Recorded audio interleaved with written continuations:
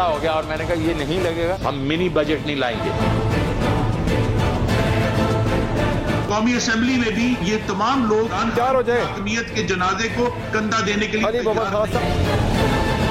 ऐसे हालात नहीं पैदा करो कि लोग कुछ और सोचना शुरू हो। चीफ मिनिस्टर सिंध की गैर फरियाल तालपुर के पर्स उठाने के ऊपर पानी की बोतलें उठा उठा के फिर रहे होते हैं, उस वक्त नहीं जागती। अस्सलाम वालेकुम, आप देख रहे हैं पाकिस्तान टुनाइट। मैं हूं सैयद समर अब्बास। नाज़रीन, मिनी बजट आ रहा है अगले हफ्ते जिसमें 350 अरब की टैक्स छूट जो है वो ख़त्म की जाएगी और आवाम पर यानी 350 अरब का बोझ डलने जा रहा है। किन किन शोबों पर किन किन अशिया पर टैक्स लगेगा, ये डिटेल्स आपके साथ हम शेयर करेंगे। और इस पर अपोजिशन लीडर शहबाज शरीफ साहब तो कह रहे हैं कि मिनी बजट का आना पास होना ये कौमी खुदकुशी होगी, लेकिन क्या यही अपोजिशन इस बजट को रोकने में अपना किरदार अदा कर सकेगी? चूंकि ये दावे तो हम सुनते आ रहे हैं पिछले कई हफ्तों महीनों से कि तहरीक इंसाफ के 25 के करीब MNA जो हैं वो नून लीग के साथ राब्ते में हैं। तो क्या वो वक्त आ गया है कि उन राब्ते वाले अरकान के साथ हाथ मिलाया जाए और हुकूमत को यह बजट पास करने से रोका जाए? और जो बात अगर अपोजिशन की जाए तो शायद वो ऐसा ना करे, क्योंकि मार्च में अपोजिशन ने महंगाई मार्च करना है और अगर ये टैक्सेस लगेंगे तो महंगाई मजीद बढ़ेगी, वरना प्राइम मिनिस्टर तो कह रहे हैं कि अगले 3 से 4 माह के अंदर महंगाई कंट्रोल हो जाएगी। तो मेरे ख्याल से अपोजिशन इसे पास होने देगी, रोक नहीं पाएगी। और नाज़रीन, ज़रा सिंध की आज हम बात करेंगे। आज काफ़ी ज़्यादा वहाँ पर सियासत गर्म है। मुराद अली शाह साहब जो हैं, आज दूसरे दिन मुसलसल उन्होंने अपोजिशन को जाहिल करार दे दिया। इस पर फवाद चौधरी साहब ने भी उन्हें जवाब दिया कि आपको जब आप बात करते हैं गैरत की बात करते हैं तो आपको फरियाल तालपुर साहबा का बैग उठाते हुए तो नहीं आती, या सिंध के वफाक के मामलात में आपको याद आ जाती हैं ये बातें। तो ये तलखी जो है ये मजीद बढ़ती जा रही है। और ये मामला शुरू हुआ था सिंध के बल्दियाती जो एक्ट था उसके ऊपर ये शुरू हुआ था, जिस पे आज भी सारी जो सिंध की अपोजिशन है वो इकट्ठी हुई है और वो सड़कों पर एहतजाज की भी बात कर रही है और इस पर कानूनी जंग भी वो सारी लड़ने जा रहे हैं। तो ये मामला कहाँ तक जा सकता है? और फरवरी मार्च में बल्दियाती इंतखाबात भी कराची के अंदर होने जा रहे हैं, ये अनाउंसमेंट आज की है तर्जुमान सिंध हुकूमत ने।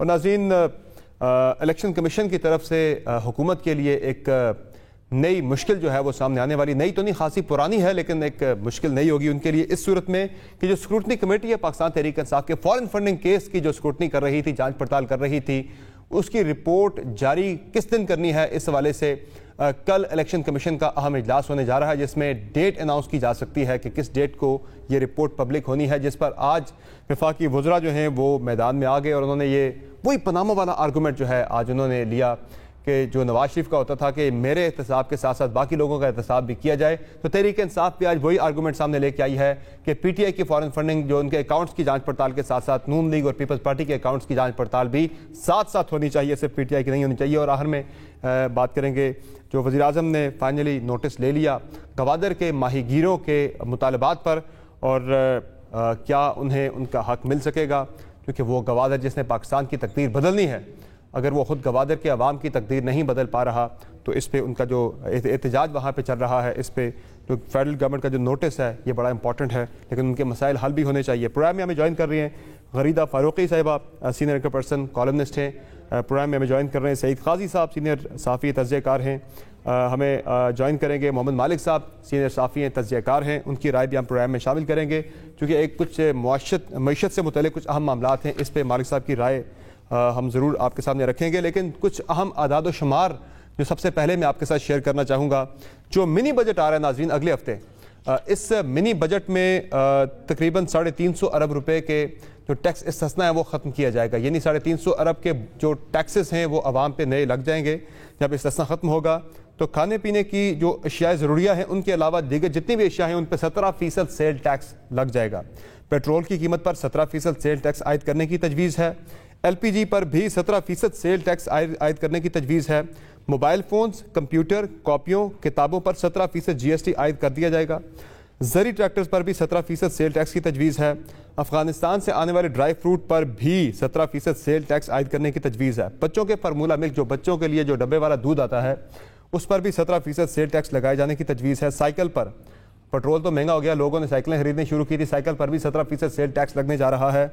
और बच्चों के शॉर्पनर, पेंसिल, ड्राइंग, मार्कर और स्याही पर भी 17% सेल टैक्स लग जाएगा। और तो और महंगाई के मारे अवाम जाएँ तो कहाँ जाएँ।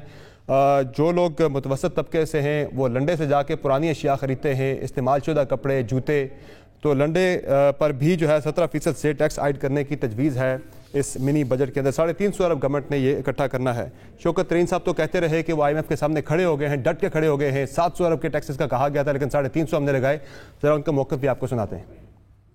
IMF ने तो हमें कहा था कि आप 700 अरब रुपए के नए टैक्स लगाएं। ये तो मैं खड़ा हो गया और मैंने कहा ये नहीं लगेगा, हम मिनी बजट नहीं लाएंगे। 700 अरब का था तो नाजरीन 350 अरब लग गए थे जो बजट आया था 2021-22 का, और 350 अरब जो जिस पर डट गए थे शौकत तरीन साहब, वो अब जाके जो टैक्स छूट ख़त्म होने वाली है उसमें 700 अरब पूरे IMF के कहने पे उन्होंने लगा ही दिए। तो मोहम्मद मालिक साहब, गवर्नमेंट तो कह रही है एक तरफ, कल भी खान साहब कह रहे थे कि पाकिस्तान दुनिया का सस्ता तरीन मुल्क है, 3 से 4 महीनों में महंगाई बिल्कुल ख़त्म हो जाएगी। ये मिनी बजट के अंदर कह तो रहे हैं कि नॉन फूड आइटम्स के ऊपर हम लगा रहे हैं, लेकिन ज़ाहिर है पेट्रोल महंगा होगा, दीगर चीज़ें महंगी होगी, उससे फूड आइटम्स के ऊपर भी सारा प्रेशर आना है। तो ये कहना हुकूमत का कितना दुरुस्त है कि इससे कोई खास फर्क नहीं पड़ेगा आवाम के ऊपर जो मुतवसत तबका है पर्टिकुलरली? पहली बात यह कि नॉन फूड आइटम्स कैसे आप बात कर रहे हैं? आप बात कर रहे हैं दूध के ऊपर भी, वो फूड आइटम नहीं है। और दूसरी बात यह देखें, मुझे समझ नहीं आती, कुछ होता है समर के आप वॉल्यूम क्या होता है। अगर पेंसिल्स पे, बच्चों की किताबों पे आपने टैक्स लगाना है और पता लगे कि साल में टोटल आपको इकट्ठा होना है 4 करोड़, लेकिन या 5 करोड़, और लेकिन उसके ऊपर आप तबाही फेर दें, पूरे लोगों की वैसी तबाही फेर रही हैं। एग्रीकल्चर की आप बात करते हैं, खुराक की आप महंगाई की बात करते हैं, ट्रैक्टर्स जो से हैं, ट्रैक्टर को जो आप महंगा करेंगे तो आप इनपुट महंगी कर रहे हैं ज़राअत की। अल्टीमेटली कहाँ पे वो चीज़ें जाएंगी? ये एक बिल्कुल ऑनेस्टली मुझे तब ये लगता है कि एब्सोल्युटली एक पैनिक में गवर्नमेंट चल रही है और अब बिल्कुल डिक्टेशन पे चली गई है।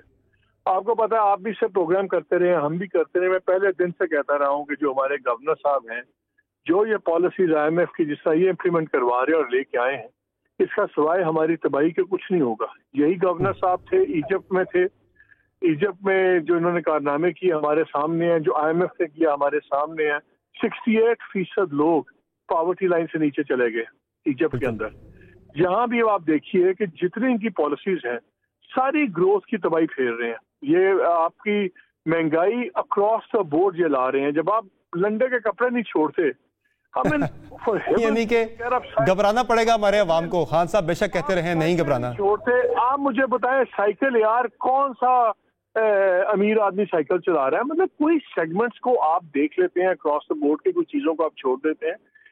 अभी पिछले दिनों के सैटरडे को कल टेक्निकली छुट्टी थी वफाकी दारुल-हुकूमत में, ठीक है, गवर्नमेंट ऑफिस में। कल इन्होंने अपने पेट्रोलियम सेक्रेटरी को फारिग कर दिया। छठा पेट्रोलियम सेक्रेटरी फारिग हो रहा है। जिस मुल्क में 3 साल के अंदर 6 फाइनेंस सेक्रेटरी बदल जाएं, 5 फाइनेंस मिनिस्टर बदल जाएं, 5-6 आपके एनर्जी के सेक्रेटरी बदल जाएं, 4 वजीर बदल जाएं, और अभी आप लिस्टें ले ही जाएं, ये तो भी मोटी मोटी लिस्टें हैं। जो पंजाब में यहाँ पे हो रहा है, जहाँ एवरेज अफसर आपका 3 से 4 महीने रह रहा है, वहाँ खाक पॉलिसी बनेगी, वहाँ खाक पॉलिसी इंप्लीमेंट होगी। फिर यही होगा कि जो IMF से बाहर से पॉलिसी बन के आ जाए, उसको जो भी उसने दफ्तर में बैठा होगा मोहम्मद बशीर, वो उसको इम्प्लीमेंट कर देगा।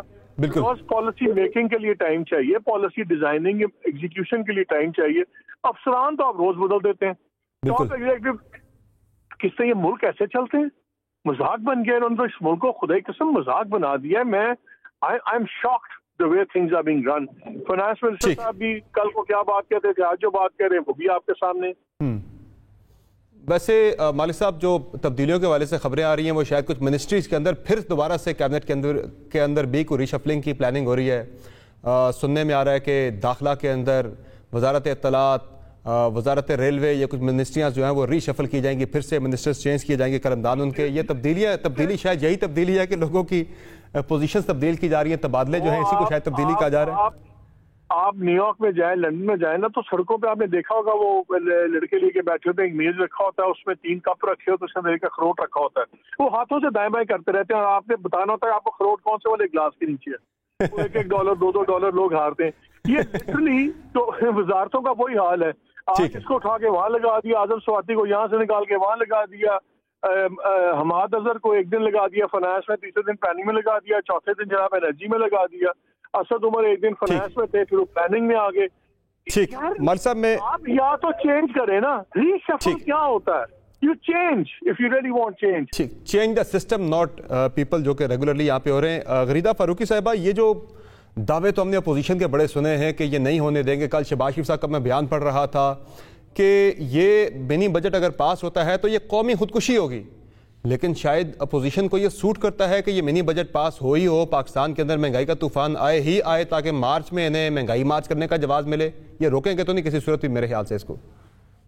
ये एक पॉइंट ऑफ व्यू है समर अब्बास साहब चीजों को देखने का, लेकिन जो आप शौकत तरीन साहब की बात सुनवा रहे थे ना कि जी ये मिनी बजट नहीं है, हमने तो 700 अरब के टैक्सेस लगाने पे मजबूरी हमें IMF ने डाल दी थी, हमारे गले में फंदा, हम उसका भी हाफ लेके आ रहे हैं, तो ये मिनी बजट नहीं है, ये मुन्नी बजट है। ये ऐसा बजट है जिसने सबको बदनाम कर दिया है, हुकूमत को भी बदनाम कर दिया है, ऑपोजिशन को भी बदनाम कर दिया है। अब ऑपोजिशन पे तो हम बाद में आते हैं, लेकिन पहले तो असल जिम्मेदार इसकी हुकूमत है ना।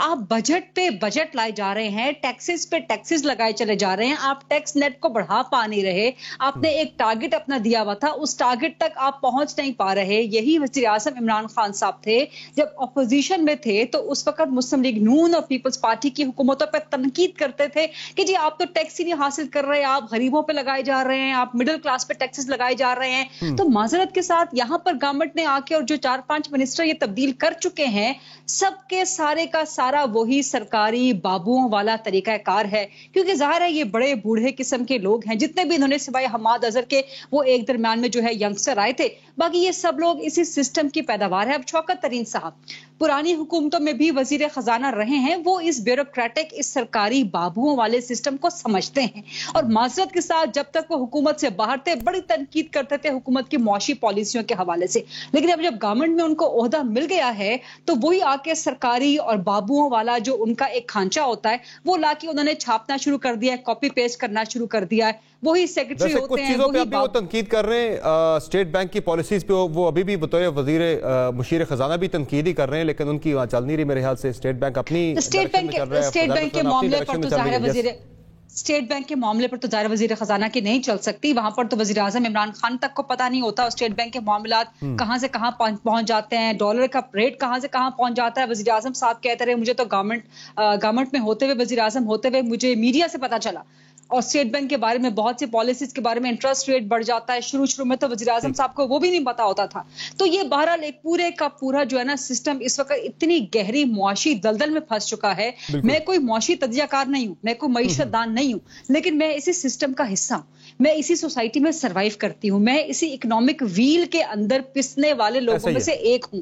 हम उन लोगों में से जिनको सोसाइटी में बड़ा वेल ऑफ समझा जाता है कि जी हम पे तो असर ही नहीं पड़ता महंगाई का, लेकिन हम जैसे लोगों के लिए जो सफेद पोश लोग हैं, हम लोगों के लिए सरवाइव करना अगर मुश्किल हो गया है तो आप देखिए आपके आसपास के लोग, आप अपने दफ्तर जाते हैं, आप आसपास घरों में देखते हैं, अपने बाजारों में घूमते फिरते, बहुत मुश्किल हो गया। तो ये बहुत मुश्किल हो गया। तो मुझे ये बताएं कि बल्दियाती इलेक्शन में जब आप जाएंगे अवाम के पास, इसीलिए पंजाब के बल्दियाती इलेक्शन के लिए EVM का जो है वो एक रौला डाल दिया है कि ना नॉमन तेल होगा ना राधा नाचेगी।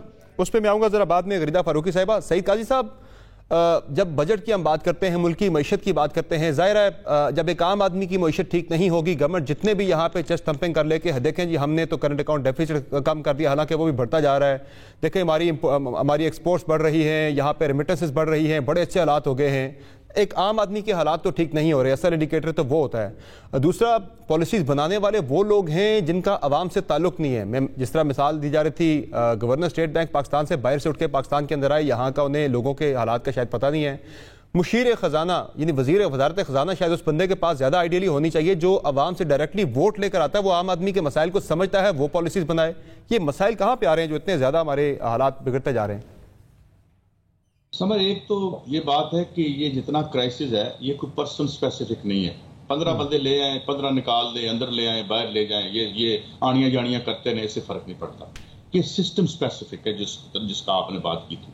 स्ट्रक्चरल इश्यूज है पूरी दुनिया में। ये निज़ाम, मिसाल के तौर पे हमने जो 80s में सिस्टम अडॉप्ट किया था, आपकी प्राइवेटाइजेशन बैठ गई, इसे डिलीवर नहीं किया। प्राइवेटाइजेशन ने सिवाय माफियाज और कार्टल्स क्रिएट करने की कुछ नहीं किया। 1994 की आपकी बिजली की पॉलिसी थी जो जरदारी साहब लेके आए थे, बेड़ा गर्क कर दिया उन्होंने। अच्छा, अब ये उसके अलावा 100 के करीब नवाज शरीफ ने इंडस्ट्रियल यूनिट्स जो हैं वो प्राइवेटाइज किए, उसमें से 99% पे हाउसिंग सोसाइटियां बन गई। शहबाज इन्होंने इसे कंज्यूमर सोसाइटी बना दिया, फिर हमें उम्मीद लगी कि इमरान खान आके इसको ठीक करेगा, वो भी नहीं कर रहा। बात यह है कि यहाँ कोई बंदा बात नहीं करता, और फलाना बंदा आया सीधा फलाना चला गया तो फलाना आया।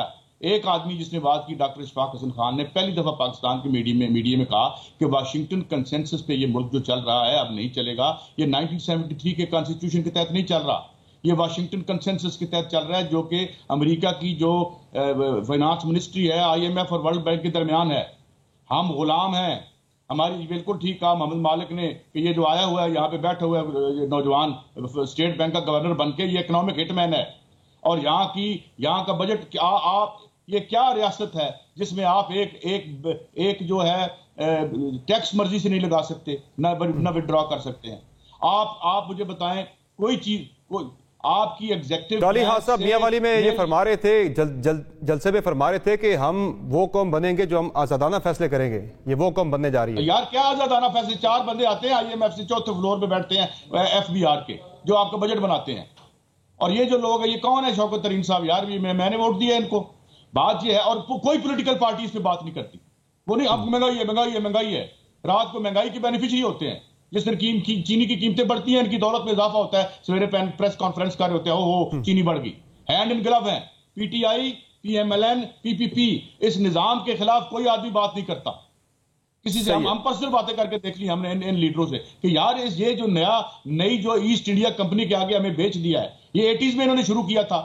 80 में इन्होंने वारदात शुरू की है, साग डार and company and Peoples Party, और बेनजीर ने थोड़ा सा रेजिस्ट किया था कि हम अपनी जो है वो इकोनॉमिक सॉवरेनिटी बचाएं। बाद में सारे लेट गए, लंबे पड़ गए। ये कौन है हफीज शेख? किधर से आता है? Who is Hafeez Shaikh? ये कौन है रजा बाकर? इसका मेरे से क्या ताल्लुक है? तो बात यह है कि मैं एक मिसाल आपको दे दूं। ये जो कारपोरेटाइजेशन की कोशिश इंडिया ने की थी, तो किसानों की मूवमेंट को गौर से देखिए, उन्होंने कहा था कोई पॉलिटिकल पार्टी का लीडर हमारे पास ना आए, और उन्होंने खुद अपनी लड़ाई लड़के। और ये जो आज आपके जो गवादर में हो रहा है, बेसिकली क्या है? कारपोरेटाइजेशन से आपके जो है बछेरे हैं, उनकी जिंदगियां बर्बाद हो रही। तो ये कौन सी पॉलिटिकल पार्टी करेगी? अपने केस ठीक करा लो तो सब कुछ ठीक है। सही है, आप दुरुस्त कर रहे हैं। बिल्कुल, यानी आप कह रहे हैं कि कॉम्प्रोमाइज है हमारी ऑपोजिशन भी, वो भी इस मामले पे आगे नहीं आ पाती। बिल्कुल सही है। निजाम पे इनका कंसेंसस है और उसके बेनिफिशियरी है, गवर्नमेंट में भी और अपोजिशन में भी। ठीक है, गॉट योर पॉइंट सर।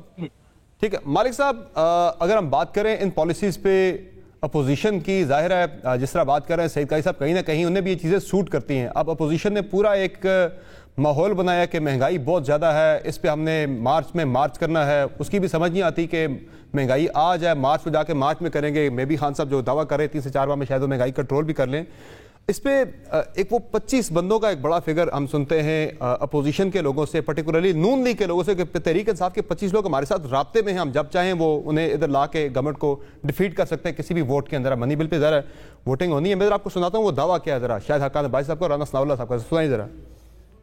कोई 25-26 लोग जो है वो PTI के लोग थे, जो हमारे साथ राब्ते में थे, जो किसी कीमत के ऊपर जो है वो PTI को जो है वो वोट नहीं देना चाहते थे। ना सिर्फ अब्सटेन करने को तैयार हैं, बल्कि हम वहां पे जाके सामने जो है वोट उनके खिलाफ जो है वो देने को तैयार हैं। थी बात दुरुस्त? जी बिल्कुल थे। कितने? इत्तेहादियों के अलावा 22 लोग। बाकी में आपका ख्याल है कि कोतों ने उनको? मेरा ख्याल नहीं है, मुझे पता है। ऑपोजिशन को एक मौका अल्लाह दे रहा है कि वो फाइनेंस बिल पर हुकूमत को डिफीट करें। कौमी असेंबली में भी ये तमाम लोग जो अली मोहम्मद खान साहब तैयार हो जाए हकमियत के जनाजे को कंधा देने के लिए। अली मोहम्मद खान साहब, मालिक साहब, ये जो शाहिद हकान अब्बासी साहब का और राना सनाउल्लाह साहब का बयान था 22 से 25 बंदों वाला, ये 20 नवंबर से पहले का बयान था कि वो देना चाहते हैं लेकिन दे नहीं पाते। अब आपको लग रहा है कि अपोजिशन ये कार्ड यूज कर पाएगी उन 22 से 25 बंदों वाला, या फिर इन्हें सूट करता है कि मार्च तक ये महंगाई मजीद बढ़ती चले और उनकी तहरीक में कोई जरा वजन आए? देखें, हर कोई BS कर रहा है। बात ये है, उनके मसले अपने मुकदमों तक फंसे हुए हैं। अगर उनके पास बंदे हैं और वो नहीं करते तो इससे बड़ी बदयांती क्या होगी? वो रोज बयान देते हैं कि जी हर दिन जो है मुल्क तबाही की तरफ जा रहा है, कौम मर रही है, और अगर बस बंदे हैं और ये नहीं लाते तो इससे ज्यादा मुनाफकत या बददियानती क्या होगी? बिल्कुल, ये मिनी बजट के पास होने को शहबाज शरीफ साहब कौमी खुदकुशी करार दे चुके हैं। अगर ये हो जाता है तो कौमी खुदकुशी होगी, वो करने देंगे मेरे ख्याल से। सारी ये दोनों साइड्स, कोई सच नहीं बोलता, दोनों साइड्स बेशर्मी से अवाम का तेल निकाल रही हैं। देखें, बात ये नहीं है, आपने इकॉनमी पे बात कर रहे थे, समझ IMF के पास चले गए, ठीक है, मजबूरी है, व्हाटएवर। आप बेहतर पॉलिसीज हर सूरत हाल में बना सकते हैं। IMF के पास जाना भी खुदकुशी नहीं है, ऐसी भी बात नहीं कि IMF के पास जाए तो बिल्कुल ही आप तबाह हो जाते हैं। लेकिन मैं बार बार कहता हूं, आपकी तरफ जब कोई कंसेंसस ही नहीं होगी, आप IMF से नेगोशिएट कर रहे थे और आपने एकदम फाइनेंस सेक्रेटरी और वजीर को हटा दिया, असद उमर को, आप हफीज शेख को ले आए, सब कुछ। अच्छा, आप जब Hafeez Shaikh second round negotiate करके जो भी झगड़ा चल रहा था नहीं चल रहा था, अचानक आपने हफीज शेख को निकाला और आप तरीन साहब को ले आए। क्रिटिकल मौकों के ऊपर जब आप क्रिटिकल चेंजेस करते हैं तो उनका बहुत सीरियस इम्पैक्ट होता है, इसलिए पॉलिसी मेकिंग तबाह होती है। सिर्फ IMF के पास जाना तबाही नहीं है, किस तरह आप गए और किस तरह आपने हमने हैंडल किया। मैं IMF को क्यों गालियां दूं? हम IMF आपके घर में खुद तो नहीं तलवार लेके आ गया था, आप गए, वो अपनी टर्म्स करवाएंगे, लेकिन जब आपने 3 बारी क्रिटिकल टाइम से चेंज कर दी टीम्स तो खाक होगा, फिर तो ऑब्वियसली दूसरी साइड ही चलेगी ना। इस नालायकी से IMF के साथ नेगोशिएट किया गया और अब कहा जा रहा है लेकिन जी IMF तो शर्तें लगाता है। और भाई IMF लगाता है, लेकिन आप क्या कर रहे हैं अपनी साइड से? हर दूसरे दिन आप घोड़े पे से अपना बंदा बदल देते हैं, साइंस बदल देते हैं, उसका कोच बदल देते हैं, और फिर आप कहते हैं यार घोड़ा हमारी मर्जी से नहीं चल रहा। इन्होंने इतनी नालायकी से सारा मिस हैंडल किया है। लेकिन मालिक साहब, इसका एक और पहलू है डिस्कशन का कि इतने हालात बुरे, सारा कुछ नजर आ रहा है कि आम आदमी के हालात बहुत बिगड़ गए, महंगाई जो है वो इस वक्त पूरे रीजन के अंदर, पाकिस्तान के अंदर सबसे ज्यादा है। मेरा एक सवाल है गवर्नमेंट से, एक सवाल है मेरा गवर्नमेंट से, इतनी तबाही फिरी है ना, गवर्नमेंट मुझे ये बता दे कि पिछले 3 सालों में इन्होंने अपने एक्सपेंडिचर में क्या कमी की है। कौम को कहते हैं पेट में बेल्ट बांधो, कौम को कहते हैं पत्थर बांध लो, मुझे गवर्नमेंट के एक्सपेंस में कमी दिखा दें। नहीं मालिक साहब, मेरा आपसे क्विकली एक सवाल यह है before I go for a break, कि इतने हालात ख़राब, मईशत के हालात इतने ख़राब, आम आदमी के हालात काफ़ी ख़राब हो गए, मईशत उसकी भी, हालात इनके रिपोर्टेडली उधर भी ख़राब हैं जहाँ से ये गवर्नमेंट ताकत ड्राइव करती है बकौल अपोजिशन। तो फिर इतना कुछ ख़राब होने के बावजूद क्या वजह है कि ये हम बातें सुनते आ रहे हैं कि गवर्नमेंट आज गई कल गई, लेकिन इसका जाना जो है वो नज़र नहीं आ रहा फिलहाल अगले कई महीनों तक? क्या वजह है इसकी? अभी भी अपोजिशन कमज़ोर है या क्या वजह है? नहीं, ऑप्शन 2 देखें, ये गवर्नमेंट जब जाएगी, आपको ही पता है, मुझे ही पता है, सर्टन ऑप्शंस भी आपके होने चाहिए। इस वक्त ऑप्शन भी है नहीं। मियाँ साहब अपनी जिद में लगे हुए हैं। मियाँ साहब कहते हैं तली पे तलाक दें, मेरे भी केसेस खत्म करें कि झटके में मरियम के भी करें, वो हो नहीं सकते। अगर आज वो रियलिस्टिक हो जाए, शहबाज शरीफ को आगे लाएं जो सबके लिए काबिल कबूल है, अपोजिशन के लिए भी, एस्टैब्लिशमेंट के लिए भी, तो आपको नजर आ जाएगा कि कौन कितनी जल्दी जा सकता है। ये PMLN के अंदर जो विरासत की जंग चल रही है ना, उसकी वजह से ये पूरे मुल्क का इनका पॉलिटिकल स्टेलमेट चल रहा है। ठीक है, मुझे एक नजरीन ब्रेक लेनी है, ब्रेक से वापस आएंगे, डिस्कशन जारी रहेगी। और इलेक्शन कमीशन का बड़ा इंपॉर्टेंट मामला है, रिपोर्ट आने वाली है पाकिस्तान तहरीक इंसाफ के फॉरेन फंडिंग केस के बारे से। ये कितनी एक बड़ी चीज़ हो सकती है, खतरे की घंटी बज सकती है PTI के लिए, चूंकि आज वुजरा की जो प्रेस कॉन्फ्रेंस है, जो वो कह रहे थे कि सारों का एहतसाब, सारों का हिसाब किताब साथ ही होना चाहिए। क्या गवर्नमेंट घबरा गई है इस रिपोर्ट से? बात होगी ब्रेक के बाद, हमारे साथ रहिएगा।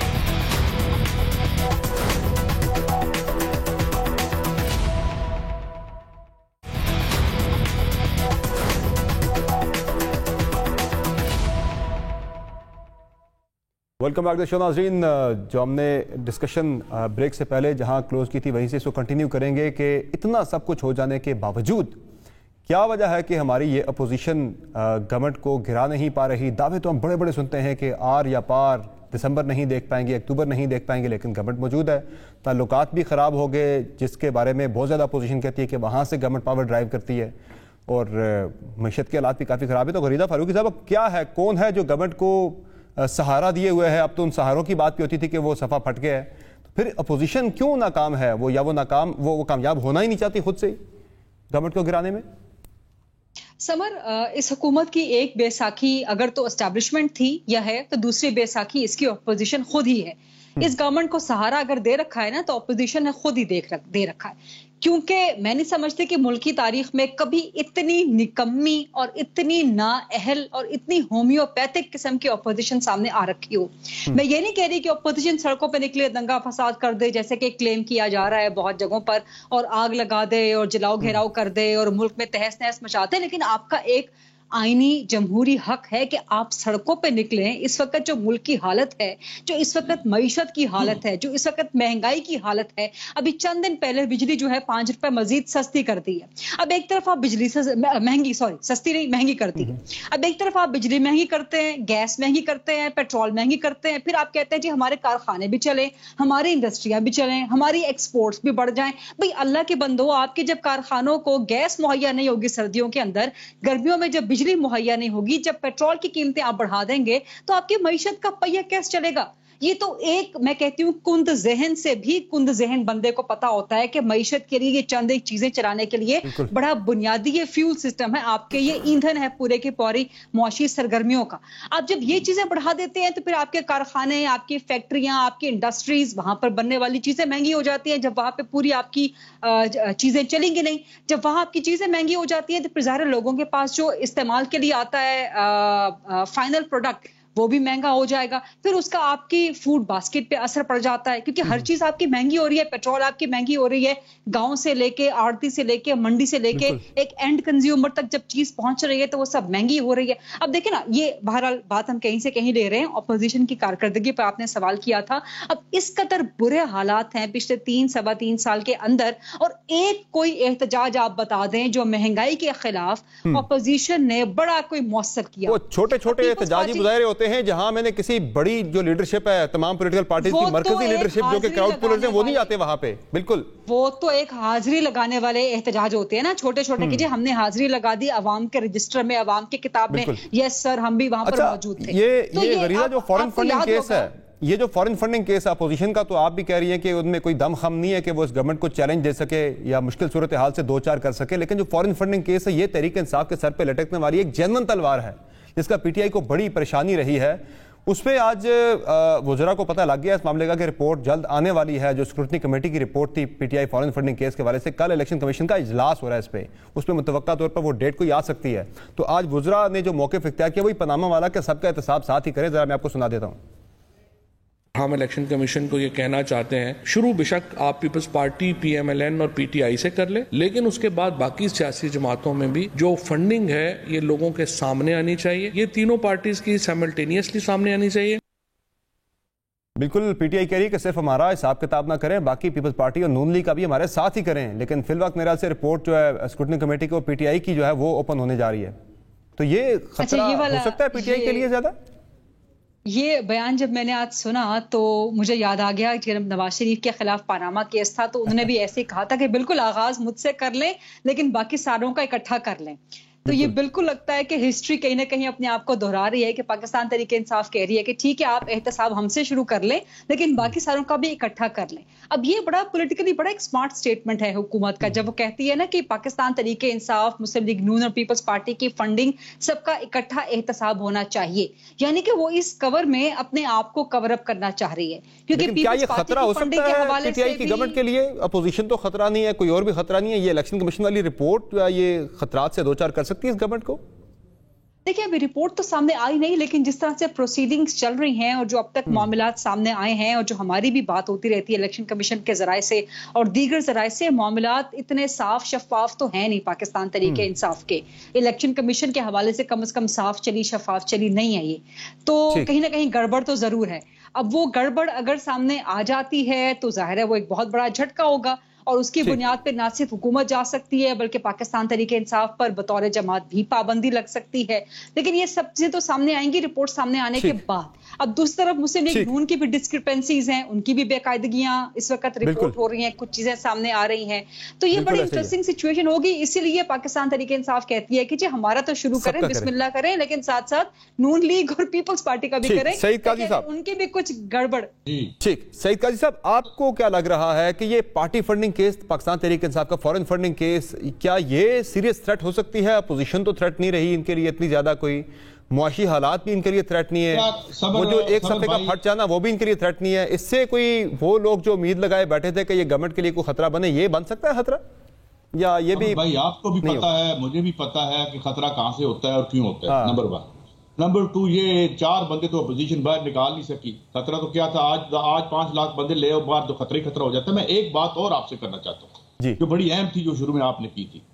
वो बात ये है कि इस मुल्क में 2 मईशतें राइज हैं, आप house of Sharif, house of Zardari, house of तरीन, किसी का पिछले 40 साल का ग्रोथ रेट निकालें डिक्लेयर्ड असासों का। ये लोग यक वक्त अपनी मैशत भी चलाते रहे हैं और पाकिस्तान की मैशत भी इनके हाथ में थी। ये तमाम मैशतें पाकिस्तान की मैशत के खंडर के ऊपर तामीर हुई हैं। पाकिस्तान की मैशत के बर्बादी के ये सारे बेनिफिशियरी है 1 2 आज जो 3 पार्टियों में बटे हुए हैं। ये क्यों चाहेंगे इस मुल्क की मैशत ठीक हो? जो बर्बादी में जिनकी आबादी है, हमारी बर्बादी में इनकी आबादी है। 2 मैशतें हैं, एक गरीब आदमी की मेरी और एक इनकी। ये बजक वक्त ऊपर नहीं जाया करती, इनमें से एक ऊपर जाती। अब ये जो आया था इमरान खान और ये था जो उम्मीदें थी, हमें तो कोई उम्मीद नहीं थी। मैं 2013-14 में टीवी पे ऑन रिकॉर्ड हूं, मेरे गवाह भी मौजूद है। मैंने कहा था ये राइट विंग रिफॉर्मिज्म इसके मुंह पे आएगा, नहीं चलेगा। लेकिन सवाल क्या है, इस पर हम क्यों नहीं बात करते? खाकान अब्बासी साहब ने बहुत प्यारी बात की एक दिन टीवी पे बैठ के, शायद खाकान, वो कहते हो यार खुदा का खौफ करो, कितने तहरीक चल ही ना पे। अगर तहरीक चल पड़ी, अभी मैं आपको क्या बता रहा था, इंडिया में जिस दिन 25 करोड़ लोगों ने जो कि मुनज़्ज़म है, उन्होंने कहा कि हम आ रहे हैं इस तहरीक में, मोदी फौरन भाग गया और किसी पॉलिटिकल पार्टी ने वो तहरीक नहीं चलाई। बिल्कुल। अब मसला ये है कि जिन्होंने हमारा मसला हल करना था वो पॉलिटिकल पार्टीज होती हैं। एस्टैब्लिशमेंट से हमारा राइट लेके दो, ब्यूरोक्रेसी से हमारी जान छुड़ाओ, और यार उनके दस्तरखान पे बैठ के। काजी साहब, ये जो थ्रेट की हम बात करें, गवर्नमेंट को थ्रेट ना होना, गवर्नमेंट को थ्रेट फील ना होना, जिनका कॉन्फिडेंस है कि हमें कुछ नहीं होना, क्या नहीं उसकी वजह क्या है? वो जो मालिक साहब बात करते हैं, मुतबादिल कोई नहीं है मुनासिब पीटीआई का अभी तक तैयार हुआ। पहली बात तो ये कि सीरियसली जो serious section of the opposition है वो जानते हैं कि इस मैशत को टेक ओवर करना अपने गले में जलता हुआ टायर डालने के मुतरादिफ है। Imran would have been a luckiest person कि अगर वो साल के शुरू में कहते हो मेरे को नहीं चल दिए ना हालात, तो वो बाहर लीडर भी बन जाते और उनकी जान भी छूट जाती। किसी को लेके आ जाए यहां मैशत आप महीनों और दिनों में और मैं यहां आप अमेरिका का देख लें, कल उनकी रिपोर्ट आई है 6.5% वहां पे है अपना जो इन्फ्लेशन है, और वो लेकिन वो क्योंकि उनकी रिजर्व करेंसी है, वो $8 ट्रिलियन के नोट छाप के उन्होंने लोगों को मुंह बंद रखा है और लोगों के गैज़ गजब से बचाया है अपने आप को। जब ये तहरीक चली थी वहां 200 शहरों में कर्फ्यू लग गया था, ये ट्रंप वाली, वहां भी किसी वक्त फूट सकती है। आप चाइना करते हैं, चाइना की सारी जो रियल एस्टेट है वो बैठ गई है। एवरग्रांडे ने की बैंक्रप्सी को से बचने के लिए अब स्टेट उसकी हेल्प कर रही है। तो बात यह है कि यहाँ कोई सीरियस डिस्कोर्स इकोनॉमिक स्ट्रक्चर पे और माशी निजाम पे करने को अव्वल तो तैयार नहीं है, बहुत सारे लोगों के ये इल्म में नहीं है। बाकी जो आपके पीएचडीज करके आते हैं उनके बारे में काजी साहब, इसका सईद काजी साहब लगता है इसका मतलब फिर इलेक्शन कमीशन की रिपोर्ट भी कोई इतना बड़ा खतरा नहीं होगी पीटीआई की गवर्नमेंट के लिए? कौन सी रिपोर्ट? मुझे बताएं, यहाँ पे कन्विक्टेड बंदा लंदन में चाय पीता फिरता है, ये किस कानून की बात करते हैं आप? मैंने नहीं कन्विक्ट किया, गलत किया या सही किया मैं उसमें भी नहीं जाता, किया ना सुप्रीम कोर्ट ने, आपकी अदालत ने नीचे से कन्विक्ट किया, वो भाईजान वो उधर मौज कर रहे हैं, कोई बंदा पूछने वाला नहीं है कि पैसे किधर से आए। और दूसरी बात मैं जब कहता हूं इनका ग्रोथ रेट तो निकालें। मैं हाउस ऑफ शरीफ का जो 90s का टैक्स लॉ में जो कराया था बड़े साहब ने, उन्होंने 5 करोड़ रुपए को 4 फैमिलियों के डिक्लेयर किए थे। ये डिक्लेयर अच्छा जरदारी साहब का निकाल लें और सबका निकाल लें। यार ये कैसी मैशत है जिसमें चंद लोग तो जो है वो बिल गेट शर्मा जाता है और जो आवाम है वो भिखारी बेगिंग बाउल लेके फिर चलें। यानी कि इस पीटीआई की गवर्नमेंट को ये कंसेंसस है हमारे जो मेहमान हैं उनके दरमियान के पीटीआई की गवर्नमेंट को खतरा कहीं से भी नहीं है, खतरा है तो अपने आप से जरूर है। बहरहाल एक ब्रेक लेते हैं, ब्रेक से वापस आएंगे तो बात करेंगे। अपोजिशन के पास जो है वो वक्त बड़ा कम है और मुकाबला बहुत ही सख्त है, और मुकाबला उनका टाइम के साथ है। टाइम जो बढ़ता जा रहा है, करीब आ रहा है नवंबर 2022, अपोजिशन के लिए खतरात जो हैं वो बढ़ते चले जाएंगे। ये कैसे खतरात उनके लिए बढ़ेंगे, ये क्यों है ऐसा, बातों की ब्रेक के बाद हमारे साथ रहिए।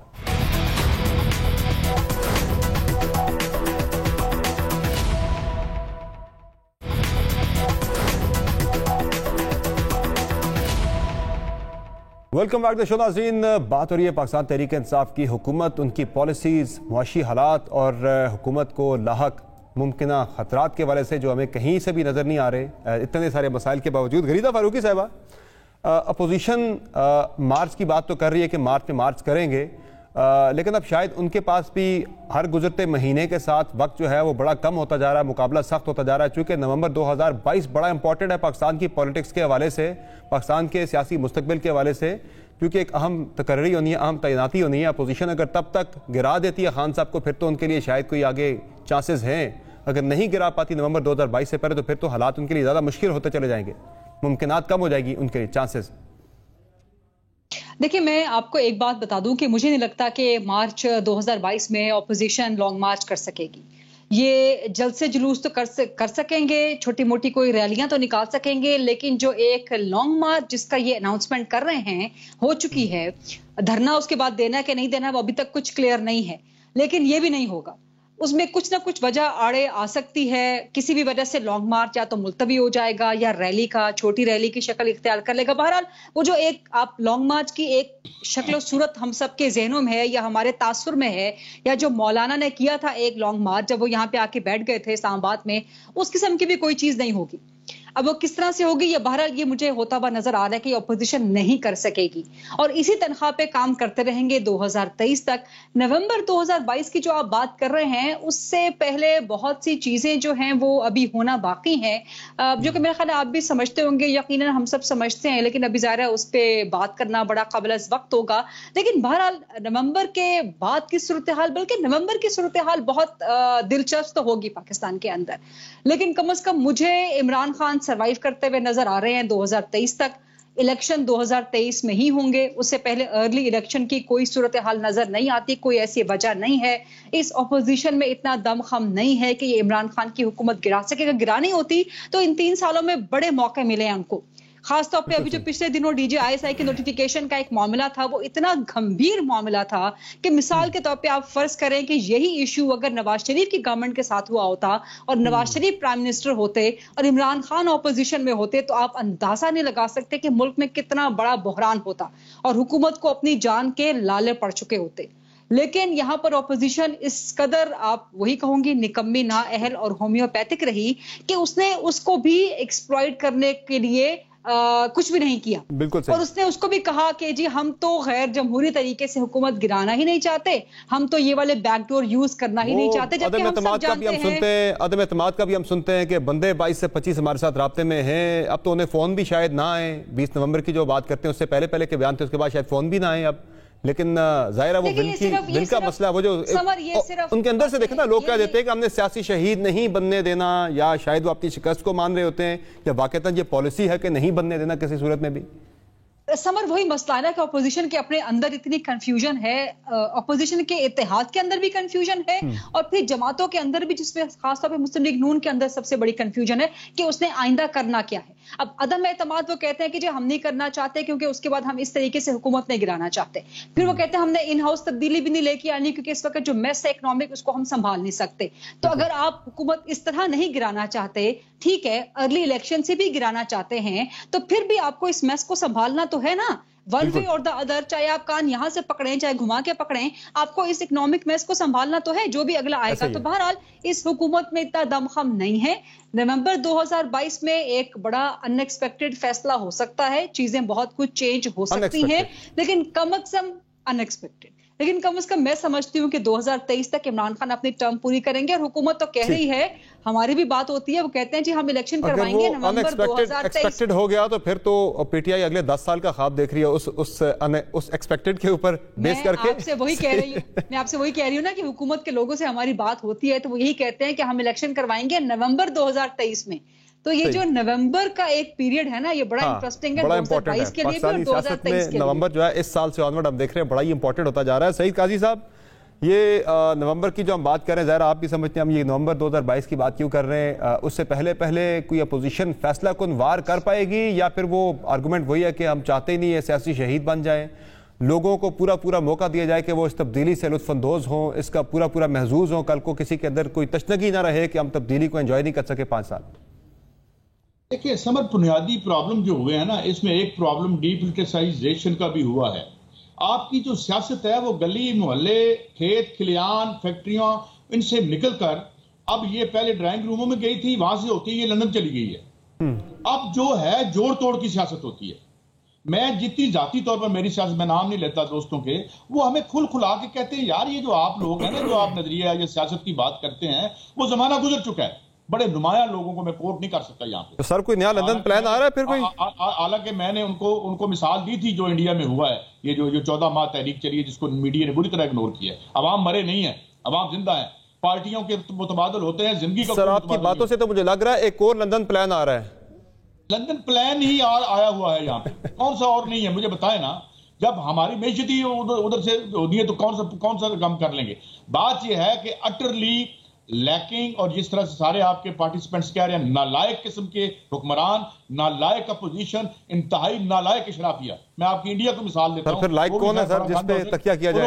उन्होंने एक प्रोग्राम लिया था वर्ल्ड बैंक से, IMF से, उसके बाद कोई प्रोग्राम, हमने 23 प्रोग्राम लिए हैं, बर्बाद करके रख दिया अपने आप को। फिर लायक कौन है? लायक कौन है जिस पे तकिया किया जाए?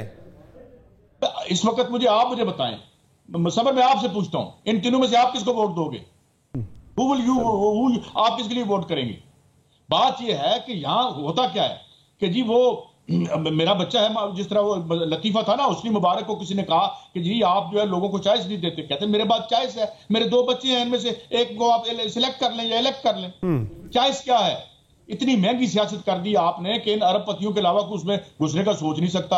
हमने यहाँ जो तहरीकें देखी हैं, यहाँ शेख रशीद साहब बाबा सोशलिज्म की बात करूं, इनकी नहीं कर रहा, साइकिल पे उन्होंने कैंपेन चला के जमानत लाहौर यहीं से साबित करवाई। ठीक है, ये हल्का 133 जिसमें ये नोट बांटते फिरते हैं, यहाँ से जुल्फिकार ने फोटो जीते। तो अब सियासत को वापस लाना पड़ेगा जमीन पे, बहुत शुक्रिया, और बहुत शुक्रिया की तजुर्बियों से बाहर निकालना पड़ेगा। बहुत शुक्रिया आप तमाम मेहमानों का, आपने प्रोग्राम में कीमती वक्त दिया। यकीनी तौर पर पाकिस्तान के अंदर जो सियासी हालात हैं इन दिनों काफ़ी ज़्यादा उस हवाले से चहमगोइयाँ हम सुनने को मिलती हैं कि गवर्नमेंट आज गई, कल गई, ये पिछले कई हफ्तों से ही हम सुन रहे हैं, लेकिन मुस्तकबिल करीब में ऐसी कोई चीज़ होती नज़र नहीं आ रही।